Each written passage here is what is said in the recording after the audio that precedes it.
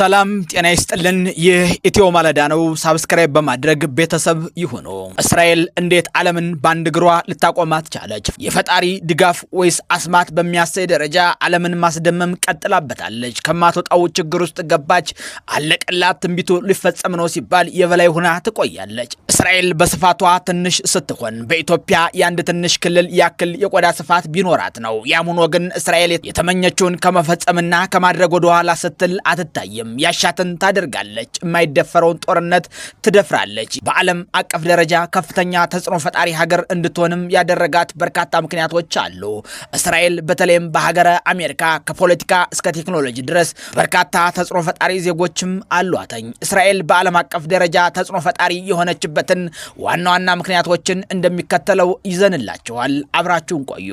የመጀመሪያውና ተቀዳሚ የሚያደርጋት የቴክኖሎጂና የፈጠራ የበላይነት ነው። እስራኤል በቴክኖሎጂ ዘርፍ በተለይም በሳይበር ደህንነት፣ በግብርና ቴክኖሎጂ፣ በሕክምናና በሶፍትዌር ልማት የዓለም መሪ ነች ብትባል ማጋነን አይሆንም። በርካታ የፈጠራ ስራዎችና ጅምር ኩባንያዎች የሚመነጩባት ሲሆን ይህም በዓለም ኢኮኖሚና ቴክኖሎጂ ላይ ትልቅ ተጽዕኖ ፈጣሪ ሀገር እንድትሆን አድርጓታል። በዚህም የጥንካሬዋ ምንጭ የሆኑ የዓለም ታላላቅ ኩባንያዎች በሀገረ እስራኤል ይገኛሉ። እንደ ኢንቴል፣ ጉግልና ማይክሮሶፍት ያሉ በእስራኤል ውስጥ የምርምርና የልማት ማዕከል አሏቸው።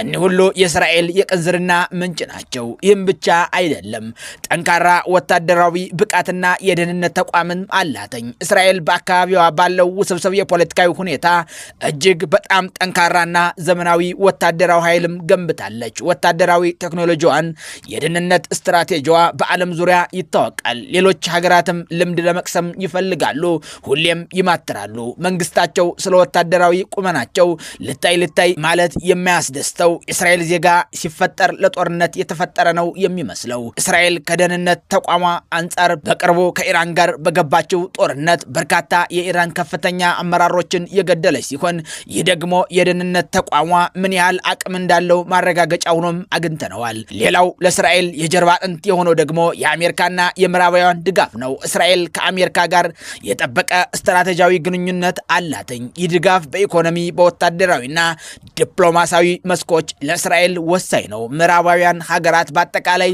የእስራኤልን አካባቢ እንደ ስትራቴጂያዊ አጋር ያዩዋታል። ይህም የዓለም አቀፍ ተጽዕኖ ፈጣሪ ሀገር እንድትሆን አድርገዋታል። አሜሪካና ምዕራባውያን እስራኤልን በንቃት ይከታተላሉ። የእስራኤል ችግር ችግራችን ነው ይላሉ።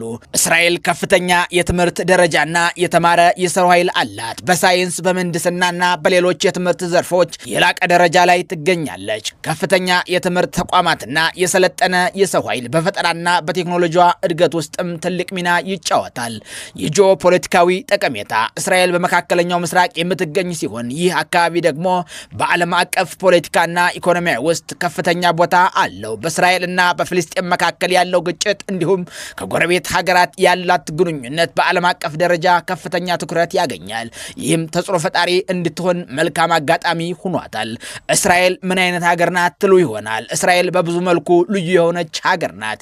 በዲሞክራሲም ቢሆን አትታማም። እንደ ዲሞክራሲያዊትና አይሁዳዊት ሀገር ብላ ትጠራለች። ፓርላሜንታዊ ስርዓት ያላት ሲሆን ነፃ ምርጫም ታካሂዳለች። በዚህም በርካታ መሪዎች ተፈራርቀውባታል። ብዝሃ ባህላዊ ማህበረሰብ ምንም እንኳን የአይሁድ መንግስት ብትሆንም የተለያዩ ዘርፎችና ሃይማኖቶች፣ አረቦች፣ ድርዞች፣ ክርስቲያኖችና ሌሎች የሚኖሩባት ብዝሃ ባህላዊ ማህበረሰብም አላት።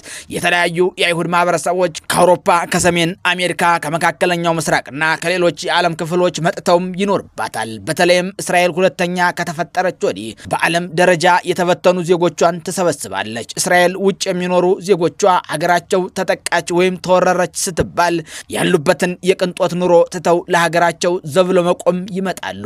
በግጭት የተሞላ ታሪክና አሁን ያለው ሁኔታስ ምን ይመስላል የሚለውንም እናያለን። ሀገሪቱ የተመሰረተችው ከሁለተኛው የዓለም ጦርነት በኋላ ሲሆን ታሪኳ ከጎረቤት ሀገራትና ከፍልስጤማውያን ጋር ባሉ ግጭቶች የተሞላ ነው። ይህም ሁኔታ ዛሬም ድረስ የሀገሪቱን የውስጥና የውጭ ፖሊሲ አንድ አካል ሆኖ ይቀረጻል። ሃይማኖታዊና ታሪካዊ ቦታዎች ለእስልምና፣ ለክርስትና፣ ለአይሁድ እምነት ተከታዮች እጅግ የተቀደሱ በርካታ ቦታዎች ይገኙበታል። ይህም የቱሪዝም ኢንዱስትሪዋን እጅግ እንዲበረታታ አድርጎላታል። በምድረ በዳና የባህር ዳርቻዎች ዳርቻዎች ጥምረት በጂኦግራፊ ደረጃ ሰፊ የምድረ ቦታዎች ያላት እንዲሁም በሜዲተራኒያን ባህር ዳርቻ ለም መሬቶችና ዘመናዊ ከተሞችንም ገንብታለች። ለዛሬው በዚህ ቆየን። ነገ በሌላ ፕሮግራም እስክንመጣ ሰናይ ጊዜ ይሁንልዎት።